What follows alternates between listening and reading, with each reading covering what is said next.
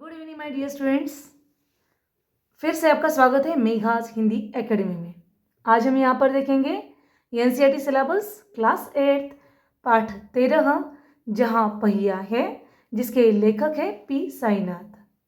आज इस पाठ के माध्यम से हम देखेंगे एक छोटा सा साइकिल आंदोलन किस तरह से एक छोटे से गांव की महिलाओं में कितना बड़ा परिवर्तन लाता है, और एक छोटी सी साइकिल आज के बदलते ज़माने में जिस साइकिल की कोई कीमत नहीं समझी जाती, वो साइकिल वहाँ पर बहुत बड़ा परिवर्तन किस तरह से दिखाती है, उनके जीवन में किस तरह से बदलाव लाती है, इसका वर्णन हम यहाँ पर देखेंगे। आज हम इस पाठ का प्रगट वाचन करेंगे। तो चलिए शुरू करेंगे आज का वीडियो, अर्थात पाठ 13 जहाँ पहिया है, पाठ का प्रगट वाचन। तो देखेंगे पाठ में। पुडुकोट्टई, तमिलनाडु। साइकिल चलाना एक सामाजिक आंदोलन है। कुछ अजीब सी बात है ना? लेकिन चौंकने की बात नहीं है। पुडुकोट्टई जिले की हजारों नवसाक्षर ग्रामीण महिलाओं के लिए यह अब आम बात है। अपने पिछड़ेपन पर लात मारने, अपना विरोध व्यक्त करने और उन जंजीरों को तोड़ने का जिनमें वे जकड़े हुए हैं, कोई ना कोई तरीका लोग निकाल ही लेते हैं। कभी कभी ये तरीके अजीबोगरीब होते हैं। भारत के सर्वाधिक गरीब जिलों में से एक है पुडुकोट्टई। पिछले दिनों यहाँ की ग्रामीण महिलाओं ने अपनी स्वाधीनता, आज़ादी और गतिशीलता को अभिव्यक्त करने के लिए प्रतीक के रूप में साइकिल को चुना है। उनमें से अधिकांश नवसाक्षर थी। अगर हम 10 वर्ष से कम उम्र की लड़कियों को अलग कर दें तो इसका अर्थ यह होगा कि यहाँ ग्रामीण महिलाओं के 1/4 हिस्से ने साइकिल चलाना सीख लिया है, और इन महिलाओं में से 70,000 से भी अधिक महिलाओं ने प्रदर्शन एवं प्रतियोगिता जैसे सार्वजनिक कार्यक्रमों में बड़े गर्व के साथ अपने नए कौशल का प्रदर्शन किया, और अभी भी उनमें साइकिल चलाने की इच्छा जारी है। वहाँ इसके लिए कई प्रशिक्षण शिविर चल रहे हैं। ग्रामीण पुडुकोट्टई के मुख्य इलाकों में अत्यंत रूढ़िवादी पृष्ठभूमि से आई युवा मुस्लिम लड़कियां सड़कों से अपनी साइकिलों पर जाती हुई दिखाई देती है। जमीला बीबी नामक एक युवती ने, जिसने साइकिल चलाना शुरू किया है, मुझसे कहा, यह मेरा अधिकार है। अब हम कहीं भी जा सकते हैं। अब हमें बस का इंतज़ार नहीं करना पड़ता। मुझे पता है कि जब मैंने साइकिल चलाना शुरू किया तो लोग फप्तियाँ कसते थे, लेकिन मैंने उस पर कोई ध्यान नहीं दिया। फातिमा एक माध्यमिक स्कूल में पढ़ाती है और उन्हें साइकिल चलाने का ऐसा चाव लगा है कि हर शाम आधा घंटे के लिए किराए पर साइकिल लेती है। एक नई साइकिल खरीदने की उनकी हैसियत नहीं है। फातिमा ने बताया कि साइकिल चलाने में एक खास तरह की आज़ादी है। हमें किसी पर निर्भर नहीं रहना पड़ता। मैं कभी इसे नहीं छोड़ूंगी। जमीला, फातिमा और उनकी मित्र अवक्कनी, इन सब की उम्र 20 वर्ष के आसपास है, और इन्होंने अपने समुदाय की अनेक युवतियों को साइकिल चलाना सिखाया है। इस जिले में साइकिल की धूम मची हुई है। इसके प्रशंसकों में है महिला खेतीहर मजदूर, पत्थर खदानों में मजदूरी करने वाली औरतें और गांवों में काम करने वाली नर्सें, बालवाड़ी और आंगनवाड़ी कार्यकर्ता, बेशकीमती पत्थरों को तराशने में लगी औरतें और स्कूल की अध्यापिकाएं भी साइकिल का जमकर इस्तेमाल कर रही हैं। ग्राम सेविकाएं और दोपहर का भोजन पहुंचाने वाली औरतें भी पीछे नहीं हैं। सबसे बड़ी संख्या उन लोगों की है जो अभी नवसाक्षर हुई है। जिस किसी नवसाक्षर अथवा नई नई साइकिल चलाने वाली महिला से मैंने बातचीत की, उसने साइकिल चलाने और अपनी व्यक्तिगत आज़ादी के बीच एक सीधा संबंध बताया। साइकिल आंदोलन की एक अगुवा का कहना है कि मुख्य बात यह है कि इस आंदोलन ने महिलाओं को बहुत आत्मविश्वास प्रदान किया। महत्वपूर्ण यह है कि इसने पुरुषों पर उनकी निर्भरता कम कर दी है। अब हम प्रायः देखते हैं कि कोई औरत अपनी साइकिल पर 4 किलोमीटर तक की दूरी आसानी से तय कर पानी लाने जाती है। कभी कभी साथ में उसके बच्चे भी होते हैं। यहाँ तक कि साइकिल से दूसरे स्थानों से सामान ढोने की व्यवस्था भी खुद ही की जा सकती है।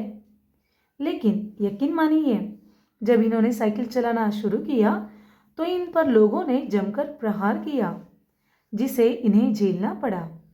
गंदी गंदी टिप्पणियां की गई, लेकिन धीरे धीरे साइकिल चलाने को सामाजिक स्वीकृति मिली, इसलिए महिलाओं ने इसे अपना लिया। साइकिल प्रशिक्षण शिविर देखना एक असाधारण अनुभव है।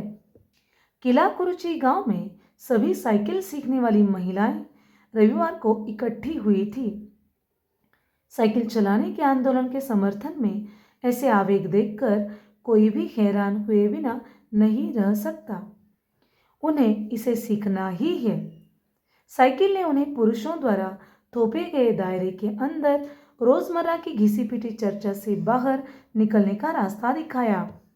ये नव साइकिल चालक गाने भी गाती है।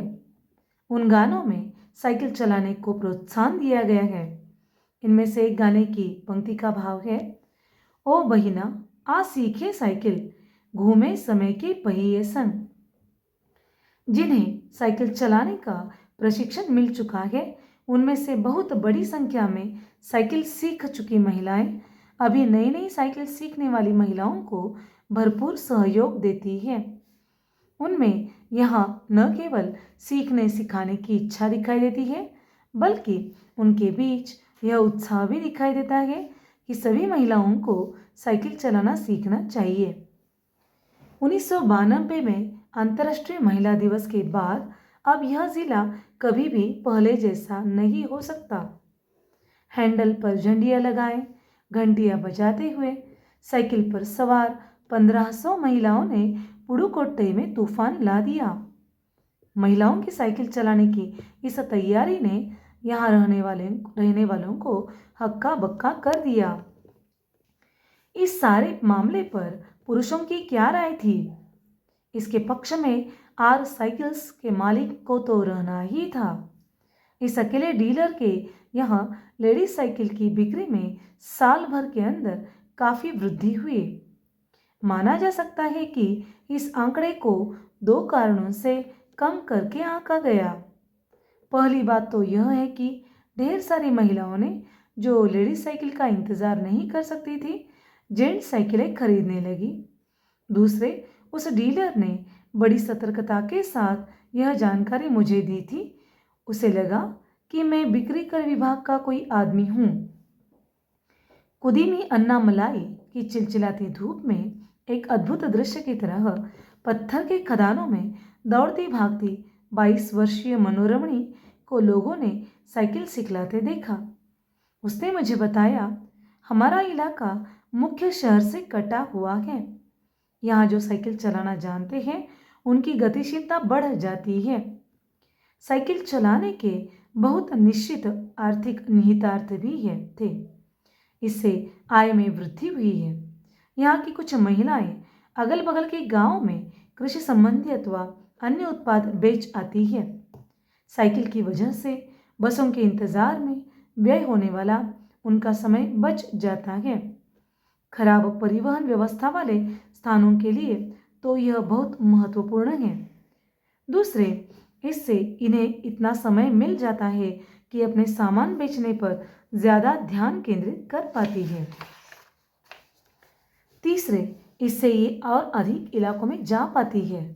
अंतिम बात यह है कि अगर आप चाहे तो इससे आराम करने का काफी समय मिल सकता है। जिन छोटे उत्पादकों को बसों का इंतजार करना पड़ता था, बस स्टॉप तक पहुंचने के लिए भी पिता, भाई, पति या बेटों पर निर्भर रहना पड़ता था, वे अपना सामान बेचने के लिए कुछ गिने चुने गांवों तक ही जा पाती थी। कुछ को पैदल ही चलना पड़ता था। जिनके पास साइकिल नहीं है वे अब भी पैदल ही जाती है। फिर उन्हें बच्चों की देखभाल के लिए या पीने का पानी लाने जैसे घरेलू कामों के लिए भी जल्दी ही भागकर घर पहुंचना पड़ता था। अब जिनके पास साइकिलें हैं वे सारा काम बिना किसी दिक्कत के कर लेती है। इसका अर्थ यह हुआ कि अब आप किसी सुनसान रास्ते पर भी देख सकते हैं कि कोई युवा माँ साइकिल पर आगे अपने बच्चों को बैठाए पीछे कैरियर पर सामान लादे चली जा रही है। वह अपने साथ पानी से भरे 2 या 3 बर्तन लिए अपने घर या काम पर जाती देखी जा सकती है। अन्य पहलुओं से ज्यादा आर्थिक पहलू पर ही बल देना गलत होगा। साइकिल प्रशिक्षण से महिलाओं के अंदर आत्मसम्मान की भावना पैदा हुई है। यह बहुत महत्वपूर्ण है। फातिमा का कहना है, बेशक यह मामला केवल आर्थिक नहीं है। फातिमा ने यह बात इस तरह कही जिससे मुझे लगा कि मैं कितनी मूर्खतापूर्ण ढंग से सोच रहा था। उसने आगे कहा, साइकिल चलाने से मेरी कौन सी कमाई होती है? मैं तो पैसे ही गंवाती हूँ। मेरे पास इतने पैसे नहीं है कि मैं साइकिल खरीद सकूं, लेकिन हर शाम मैं इसे किराए पर साइकिल लेती हूँ ताकि मैं आज़ादी और खुशहाली का अनुभव कर सकूं। पुडुकोट्टई पहुंचने से पहले मैंने इस विनम्र सवारी के बारे में कभी इस तरह सोचा ही नहीं था। मैंने कभी साइकिल को आज़ादी का प्रतीक नहीं समझता था। एक महिला ने बताया, लोगों के लिए यह समझना ही बड़ा कठिन है कि ग्रामीण महिलाओं के लिए यह कितनी बड़ी चीज़ है। उनके लिए तो यह हवाई जहाज उड़ाने जैसी बड़ी उपलब्धि है। लोग इस पर हंस सकते हैं, लेकिन केवल यहाँ की औरतें ही समझ सकती है कि उनके लिए यह कितना महत्वपूर्ण है। जो पुरुष इसका विरोध करते हैं वे जाएं और टहलें, क्योंकि अब जब साइकिल चलाने की बात आती है वे महिलाओं की बराबरी कर ही नहीं सकते। लेखक पी साईनाथ। तो बच्चों, आज हमने यहाँ पर कक्षा 8वीं एनसीईआरटी सिलेबस पाठ 13 जहाँ पहिया है, जिसके लेखक पी साईनाथ है, इस पाठ का हमने प्रगट वचन किया। निश्चित रूप से ये पाठ का प्रगट वचन आपके लिए बहुत मदद करेगा, काम आएगा। आशा करती हूँ बच्चों कि ऐसे नए नए वीडियोस जानने के लिए ऐसे नए नए वीडियोस को आपकी मांग होगी और इसी तरह से ऐसे नए नए वीडियोस हम समय पर लेकर आएंगे। तो वीडियो को लाइक कीजिए, चैनल को सब्सक्राइब कीजिए, कमेंट बॉक्स में अपने कमेंट लिखना ना भूलें और हाँ, बेल आइकन का बटन दबाना ना भूलें और साथ ही साथ आपके दोस्तों को ज़्यादा से ज़्यादा शेयर करें ताकि वो भी आप इस पाठ का या फिर इससे संबंधित और पाठों का लाभ ले सके। तो बच्चों, तब तक के लिए पढ़ते रहिए, खुश रहिए, स्वस्थ रहिए। धन्यवाद।